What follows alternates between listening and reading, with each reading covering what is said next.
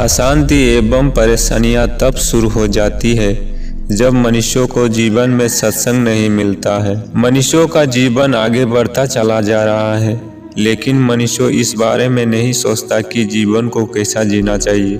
मनुष्य धन कमा लिया, मकान बना लिया, शादी, घर, परिवार एवं बच्चे सब हो गए, यहाँ तक कि गाड़ी भी खरीद ली। ये सब कर लेने के बाद भी मनुष्यों का जीवन सफल नहीं हो पा रहा है, क्योंकि जिसके लिए यह जीवन परमपिता परमात्मा ने दिया था उसको तो समय पर किया ही नहीं, और संसार का वस्तुएं एकत्र करने में अपना सारा समय नष्ट कर दिया। जीवन तो मिला था भगवान के भजन सुमिरन करने के लिए, लेकिन मनुष्य भौतिक वस्तुओं का दास बनकर माया की प्राप्ति के लिए दिन रात इधर उधर भटकने लगा, और इस तरह मनुष्यों का जो कीमती समय था वो नष्ट हो गया। जिस देव दुर्लभ मनुष्य जीवन को पाने के लिए देवी देवता किन्नर गंधर्व भी तरसते रहते हैं, उस मानव जीवन को पाकर भी व्यर्थ में गवा देता है।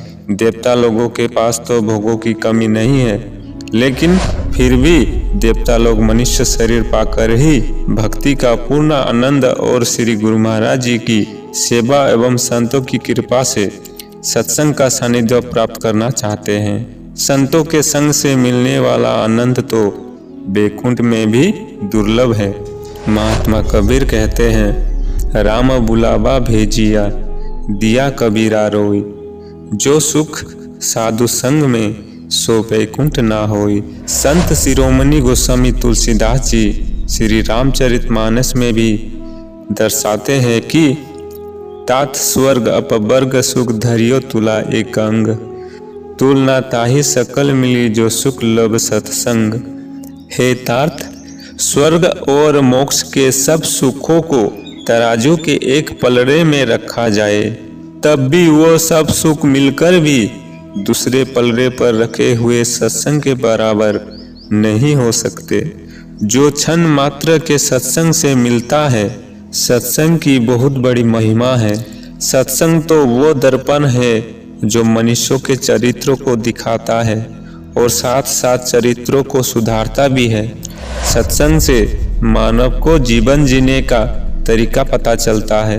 सत्संग से ही मानव को अपने वास्तविक कर्तव्यों का पता चलता है। श्री रामचरितमानस में एक जगह आता है कि सत्संगत मुद मंगल मूला, सोई फल सिद्धि सब साधन फूला। अर्थात सत्संग सब मंगलों का मूल है। जैसे फूल से फल और फल से बीज और बीज से वृक्ष बनता है, उसी प्रकार सत्संग से विवेक जागृत होता है, और विवेक जागृत होने पर भगवान के प्रति प्रेम बढ़ता है, और प्रेम से प्रभु की प्राप्ति होती है। सत्संग से मानव के करोड़ करोड़ जन्म के पाप नष्ट हो जाते हैं।